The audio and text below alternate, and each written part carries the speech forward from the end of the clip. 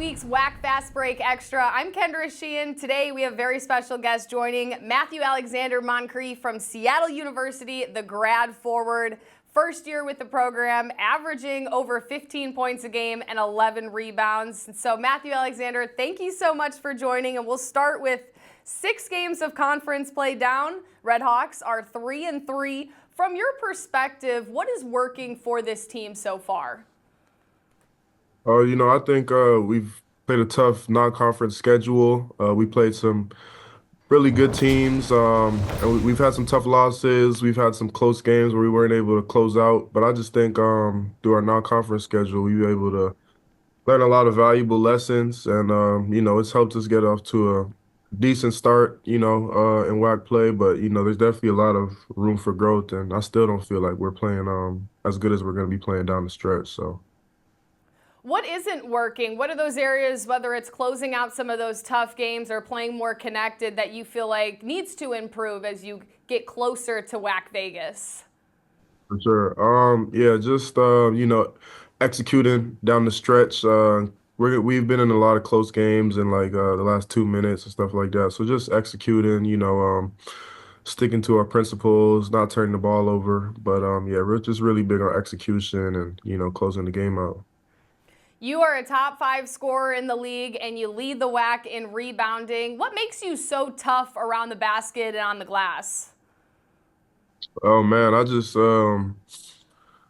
think my team, we do a really good job of, getting each other the ball in spots where we can be productive. So I know for me, that's, in the paint and close to the rim. And, I just try to take advantage of those opportunities when I get them. And, when they're not there, I try to make the right read. So I think we just play a good brand of basketball here. And, I'm just able to take advantage of my opportunities. A little backstory. We'll start and we'll go back the furthest to when you were repping Team Canada at the 2019 FIBA World Cup. How did that experience give you an edge as a player? Oh, wow, that was a while ago. I know, we're going back.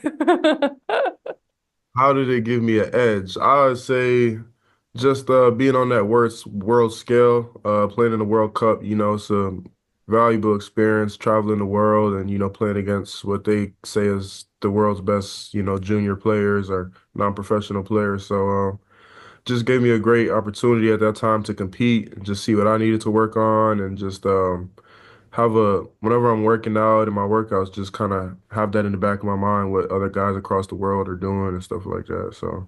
I know it was 6 years ago, but do you have a highlight memory from that experience that still stands out to you?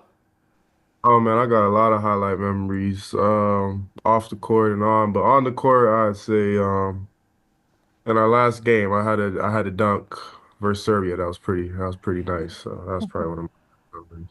What type of dunk was it? Oh, I dunked on someone and he fell to the floor, and we lost the game, but it was a nice dunk though. But it was a powerful dunk. You started at Oklahoma State, then you went to Georgia. How did you develop your game at each of those spots to prepare you for your career at Seattle? Yeah, I've definitely been in a lot of different roles at both of those schools. But honestly, I think it was more so just to, the players I was around and some of those teams we were successful, we went to March Madness. Some of those teams we weren't as successful. So just being able to really just grow through it all and just be a good teammate, whether stuff's going good or bad, and just take coaching. So I think that's probably the area I've grown the most is just being a good teammate and being coachable and just always getting better every day. So. What do you take away from those, NCAA tournament experiences that you can bring to Seattle, a team that's searching for a chance to go to the NCAA tournament? Definitely. Just like I said before, just bringing in a good mentality every day and being coachable and just us playing for each other. I feel like that's the if we are able to do that and be as good as we can, then that gives us the best opportunity down the line to hopefully do those things. And obviously, fast forward to the present, how did you get connected with Chris Victor and land your journey in Seattle for your grad year? Oh yeah, when I was in the portal, they they reached out to me, and instantly there was already one of their assistants here, Bryce Douglas. I already had a connection with him prior, so that kind of made the connection and transition a lot smoother. And just when I was talking to Coach Chris and the rest of the coaching staff, I could see that they were very passionate about what they did, and they cared a lot about playing the right way. So it was, instant. I thought it would be a great fit, and it's been going great so far, and hopefully we can close out the WAC play. Just playing our best basketball. So. Knowing that you'd come in with a team that had a lot of newcomers and a few veterans, how did you initially see yourself fitting in and excelling into the system? It was different because it's a new team. Like I said, it's a lot of different players and definitely a different team than what they had last year. So it was an adjustment for me, obviously, handling more of a scoring role and a playmaking role, and just being more of a leader too. So it's definitely different, but all my teammates have helped me. Like I think we get along really good on this team, win, lose or draw. So we've all just kind of gelled and huddled together, and we all trust each other and our strengths and weaknesses. So we've all been able to help each other out. What's the best way that you found out through your different stops connecting with guys, whether it's on the floor or also doing stuff outside of the basketball arena? Sorry, can you say that again? I said, now with your multiple stops, what have you found the best way to connect with your teammates on a deeper level outside the game of basketball? Yeah, just like stuff I like to do is just go to their house and play video games or play NCAA football. Just just us hanging out and laughing and stuff like that. That's like one of the things I like to do most with my teammates. Living in Seattle for the past year, what are some of your favorite parts of the city? Oh wow. My favorite parts of the city is probably just the food. Seattle has really good food. And I'm Jamaican, and there's like a Jamaican spot right across the street from my house, so that's one of my favorites. Um, but yeah, probably the food in the city and just like the people. It's really warm people here, and they care a lot about sports. So Certainly is a big sports city, and the food is excellent. I was there last year and got to experience some of the best restaurants there. When you look at your major at Seattle, it's listed as a certificate in leadership formation. Can you tell me a little bit more about, your studies and what you plan to potentially do with that post basketball?